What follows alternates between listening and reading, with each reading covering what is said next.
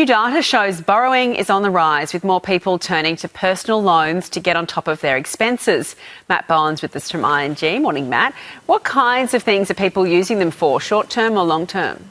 Good morning, Eddie. Well, we're still seeing a lot of use for those big ticket items, weddings and travel. They're now just more expensive, so loans are growing in that space, but also a long tail of day-to-day expenses people trying to get on top of and using some of these lending products to support that. So the data says we've seen about $5.1 billion in personal loans in the first 3 months of this year. Now, that's about 3 times the level we saw in 2021, so certainly a lot of growth in this space. We're also seeing more and more people start to consolidate that debt as well, so looking to refinance to lower rates and try and get on top of any of those outstanding debts that they do have. At the same time, there's been some big shifts in the buy now, pay later space as well. So that was a very popular form of consumer debt, but more recently they've become subject to responsible lending obligations. So it's becoming more difficult for lots of consumers to get access to those products at the same time. So look, it is also an important reminder that it is tough at the moment in the financial environment. So if you do have spiralling debt and it is starting to cause a little bit of stress, we're very fortunate here in Australia to have access to free financial counselling services. So both the Salvo's Money Care and the National Debt Helpline are both available to Aussies to really support you and get you back on track if you are feeling a little bit stressed about money right now. Yeah, there's some great advice out there. Thank you, Matt.